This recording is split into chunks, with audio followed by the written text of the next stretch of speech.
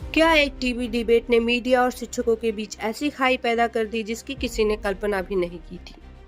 एक तरफ देश की जानी मानी न्यूज एंकर और दूसरी तरफ लाखों छात्रों का भरोसा जीत चुके यूट्यूब टीचर्स।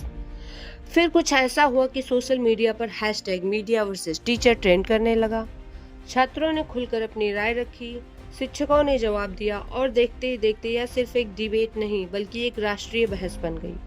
लेकिन सवाल है, आखिर पूरा मामला क्या था? और सबसे बड़ा सवाल, सच किसके साथ है? आइए शुरुआत से पूरी कहानी समझते हैं। आखिर इसकी शुरुआत कहां से हुई? स्टार टीचर्स, यूट्यूब वाले स्टार टीचर्स जिनको कुछ जानना ना कौड़ी, कभी ब्लैक बोर्ड लेकर कुछ एक्सप्लेनर बनाते हैं, खाली व्यूज बटोरते हैं, उटपटांग ग्रैब्स लिखते हैं और उसके बाद से अपने आप को इतना महारथी समझने लगते हैं कि कुछ लोग उनको फॉलो करने लगते हैं उनके तमाशे की वजह से, और फिर वो जाकर जहां पर जो आता है वो बोलते हैं। तो हर बड़ी कंट्रोवर्सी की तरह इसकी शुरुआत भी एक बहस से हुई। टीवी पर शिक्षा, कोचिंग और छात्रों से जुड़े मुद्दों पर चर्चा चल रही थी। लेकिन इसी दौरान कुछ बयान ऐसे सामने आए जिन्हें सोशल मीडिया पर लाखों लोगों ने अलग अलग नजरिए से देखा। कुछ लोगों को लगा कि यूट्यूब टीचर्स को कमतर दिखाया जा रहा है, वहीं कुछ लोगों का कहना था कि मीडिया सिर्फ सवाल पूछ रहा था।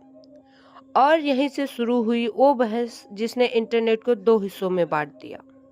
लेकिन कहानी यहीं खत्म नहीं होती, असली विस्फोट तो अभी बाकी था। जैसे ही डिबेट की क्लिप सोशल मीडिया पर पहुंची, छात्रों की प्रतिक्रियाएं आने लगी। हजारों नहीं, लाखों छात्रों ने कहा कि यूट्यूब ने उनकी पढ़ाई बदल दी। किसी ने कहा कि महंगी कोचिंग का खर्च नहीं उठा सकते थे, किसी ने कहा कि ऑनलाइन शिक्षकों की वजह से उनका सपना जिंदा है। छात्रों के लिए यह सिर्फ एक बहस नहीं थी, यह उन लोगों का सवाल था जिन्होंने उनकी तैयारी में मदद की है, और इसी वजह से मामला तेजी से वायरल होता चला गया।